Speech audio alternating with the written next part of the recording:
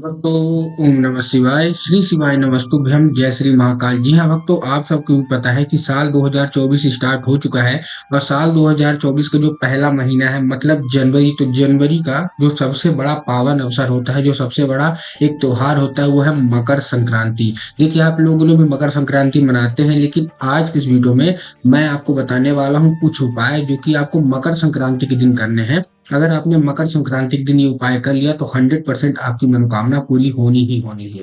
देखिए, इस बार की जो मकर संक्रांति है साल 2024 की बहुत ही खास होने वाली है। क्यों? क्योंकि आपको भी पता है कि मकर संक्रांति 14 जनवरी को मनाई जाती है, लेकिन इस बार साल 2024 में मकर संक्रांति कब मनाई जाएगी? 15 जनवरी को। और ये तो सब ठीक है, लेकिन आपको एक चीज की और जान के खुशखबरी मिलेगी कि ये जो हमारी 15 जनवरी की मकर संक्रांति है, उसके साथ साथ सोमवार का भी दिन पड़ रहा है। तो देखिए, सबसे पहले तो महासंक्रांति अपने आप में ही बहुत बड़ा त्योहार है और उसके साथ साथ क्या है, सोमवार के दिन। तो अगर आपकी कोई ऐसी मनोकामना है जो कि नहीं पूरी हो रही है, तो आपका दिन बहुत अच्छा अवसर आपको मिल रहा है कि अगर आप मकर संक्रांति के साथ साथ सोमवार का दिन भी है, बहुत ही दुर्लभ संयोग बन रहा है। तो बस आपको काम करना है अच्छे से, उपाय बहुत अच्छे से करना है। अगर आपने उपाय अच्छे से कर लिया तो 100% है कि आपकी मनोकामना पूरी होगी। 3 से 4 उपाय मैं आज आपके लिए लेके आया हूँ। अगर आपने इसको अच्छे से कर लिया, वर्षों पुरानी मनोकामना भी पूरी होगी। साल 2023 में जब मकर संक्रांति आई थी, तो गुरुदेव ने बहुत अच्छे अच्छे उपाय बताए थे और लोगों ने उस उपाय को किए भी। और फिर गुरुदेव के पास उन्होंने पत्र के द्वारा धन्यवाद लिखा कि गुरुदेव, आपके बताए हुए जो उपाय थे हमने किए और हमको सफलता मिली। तो कौन कौन से उपाय थे, चलिए हम आपको बताते हैं। कर्जा मुक्ति का उपाय बताऊंगा, धन प्राप्ति का उपाय बताऊंगा, अगर बच्चों का मन पढ़ाई में नहीं लगता उसका भी उपाय बताऊंगा। तो ध्यान से उपाय करिएगा, ध्यान से समझिएगा। पूज्य गुरुदेव यही कथा सुन के और बहुत अच्छे समझ के आपको बताने का प्रयास कर रहा हूँ। लेकिन उससे पहले चैनल पे पहली बार आए हैं तो वीडियो को कर दें लाइक और चैनल को कर लें सब्सक्राइब, ताकि पूजनीय पंडित प्रदीप जी मिश्रा के रोज नए नए उपाय सबसे पहले आपको प्राप्त हो सके। अब देखिए, आपको करना क्या है। सबसे पहले आपको क्या है, ये मनोकामना पूर्ति का मैं आपको उपाय बता रहा हूँ। इसमें आपको चाहिए 1 लोटा जल और उस लोटे जल में आपको क्या है, शहद डाल लेनी है। ठीक, ये आपको अपने बच्चे से भी करवा सकते हैं, उनकी पढ़ाई लिखाई में भी ये बहुत अच्छा लाभकारी उपाय है। आपको क्या है, 1 लोटा जल लिया और उसमें आपको क्या है, शहद आपने डाल ली, 2 से 3 बूंद आपने शहद मिला ली। एक चीज का आपको ध्यान रखना है इस उपाय में कि जो आप 1 लोटा जल ले रहे हैं वो आपके घर का होना चाहिए। बहुत सारे लोग करते क्या है कि जाके मंदिर परिसर से जल ले लेते हैं, तो आपको मंदिर परिसर से जल नहीं लेना, अपने घर से जल लेना है। ठीक है ना, इस चीज का आपको ध्यान रखना है। उसके बाद आपको क्या करना है, तांबे के लोटे में चाहिए, इस चीज का भी आपको ध्यान रखना है। बहुत सारे लोग स्टील के लोटे में ले लेते हैं, तो आपको स्टील के लोटे में नहीं लेना। ठीक, उसके बाद आपको क्या करना है, पहुंच गए शिव मंदिर। शिव मंदिर में सबसे पहले दक्षिण दिशा में खड़े होना है। खड़े कहाँ होना है, दक्षिण दिशा में।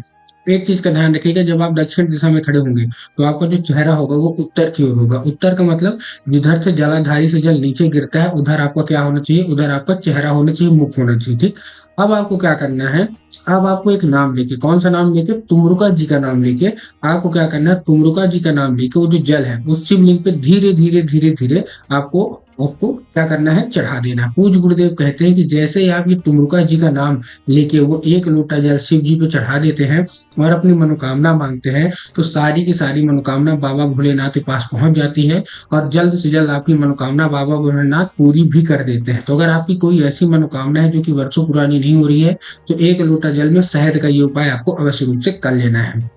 अब जो हमारा अगला उपाय है वो कर्जे का उपाय है। जिन भी लोगों के जीवन में कर्जा बहुत बढ़ गया है, बहुत सारे लोगों के मेरे पास कमेंट आते हैं और बहुत सारे लोगों का जो पूज्य गुरुदेव की कथा में उनके पत्र भी आते हैं कि गुरुदेव हमारे जीवन में कर्जा बहुत बढ़ गया है। तो कर्जे से आपको क्या करना है, देखिए आपको लेना है दही। क्या लेना है, दही। दही आप ले लीजिए और दही लेके आपको जाना कहाँ है।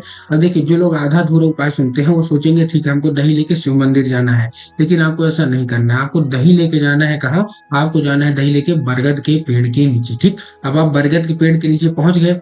बरगद के पेड़ के नीचे जैसे ही आप पहुंचेंगे, देखिए सबसे पहले आप जब दही लेंगे तब आपको ध्यान रखना है कि दही अच्छी होनी चाहिए, फ्रेश होनी चाहिए। घर की ऐसी दही नहीं कि जिससे आप खा भी रहे हैं, ऐसी दही नहीं होनी चाहिए।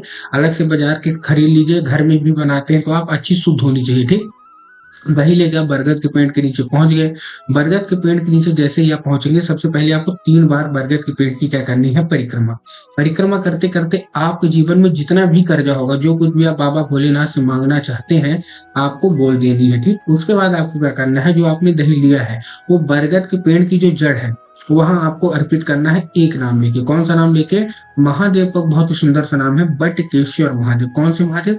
बटकेश्वर महादेव। तो आपको बटकेश्वर महादेव का नाम लेके, बटकेश्वर महादेव का स्मरण करके आपको जड़ में अर्पित कर देना है। पूज्य गुरुदेव कहते हैं अगर आपने इतना कर लिया तो सारा का सारा कर्जा मात्र 1 से 1.5 महीने के अंदर बाबा बटकेश्वर आपकी सारा का सारा कर्जा चुकता करा ही करा देंगे। तो ये उपाय आपको अवश्य रूप से कर लेना है। अब जो तीसरा उपाय है, इसमें आपको क्या करना है, ये आपको करना है बेलपत्र के पेड़ के नीचे शाम के वक्त। शाम के वक्त मतलब प्रदोष काल में। अब देखिए करना कैसे है इसको। आपको लेना है दीपक, जो कि मिट्टी का दीपक होना चाहिए। उसमें आपको क्या करना है, तेल डालना है। ठीक, तेल डालने के साथ आपको उसमें क्या कर देना है, एक दिया, उसमें आपको 3 लौंग डाल देनी है। कितनी लौंग? अब देखिए बहुत सारे लोगों के ये कमेंट आएंगे या पूछेंगे, उनके मन में कंफ्यूजन भी होगा कि हमको लौंग फूल वाली लेनी है कि बिना फूल वाली। तो आपको लौंग फूल वाली लेनी है। तो आपने एक दिया ले लिया, दिया गोल बाती का होना चाहिए, उसमें तेल डाल लिया और क्या डाल लिया आपने, 3 लौंग। और पहुंच गए कहाँ, बेल पत्र के पेड़ के नीचे। बेल पत्र के पेड़ के नीचे जैसे ही आप पहुंचेंगे तो आपको फिर से 3 बार बेल पत्र के पेड़ की परिक्रमा करनी है। अब देखिए बेल पत्र के पेड़ में आपको क्यों जाना है। पूज्य गुरुदेव हमेशा अपनी कथा के द्वारा बताते हैं कि बेल पत्र के पेड़ में स्वयं माता पार्वती का वास होता है। ठीक, तो अगर आप माता पार्वती आपसे प्रसन्न हो गई, 100% आपकी मनोकामना पूरी होनी ही होनी है। अब आपको क्या करना है, जैसे आप बेलपत्र के पेड़ के नीचे पहुंचे, 3 बार परिक्रमा की और अपनी जो भी इच्छा है, जो भी मनोकामना है वो बोल दी।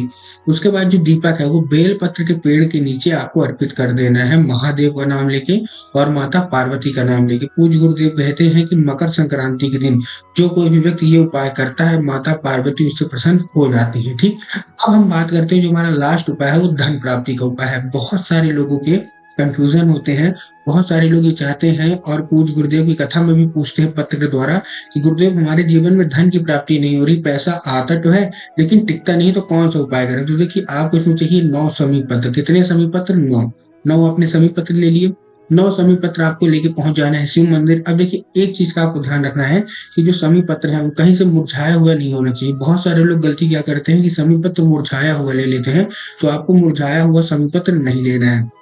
उसके बाद आपको क्या करना है, समी पत्र ले लिए, कितने 9, पहुंच गए आप शिव मंदिर। शिव मंदिर में सबसे पहले आपको 5 समी पत्र आपको शिव जी पे अर्पित करना है, मतलब शिवलिंग पे अर्पित करना है। ठीक, उसके बाद आपको 3 समी पत्र भगवान गणेश के स्थान पे अर्पित करना है। अब देखिए जिन लोगों को ये नहीं पता भगवान गणेश का स्थान कहाँ होता है, तो मैं उनको बताना चाहूंगा, भगवान गणेश का स्थान जलाधारी के लेफ्ट साइड में होता है। कहाँ? लेफ्ट साइड में।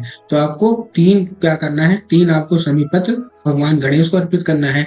उसके बाद आपके पास 1 समी पत्र बचा, तो जैसे ही आप मंदिर के बाहर निकलेंगे तो मंदिर की जो चौखट है, तो मंदिर की चौखट में बाएं हाथ में आपको रख देना और एक दिया अर्पित कर देना है। पूज्य गुरुदेव कहते हैं कि धन प्राप्ति का बहुत बड़ा उपाय है और जो लोग मकर संक्रांति के दिन करते हैं तो सारा का सारा मनोकामना उनकी पूरी होती ही होती है। तो उम्मीद करता हूँ आज का ये उपाय आपको अच्छा लगा होगा। उपाय अच्छा लगा हो तो हमारे चैनल को सब्सक्राइब कर लें और कमेंट बॉक्स में हर हर महादेव अवश्य रूप से लिख दें। मिलता हूँ अगली वीडियो में, तब तक के लिए सबको जय श्री महाकाल।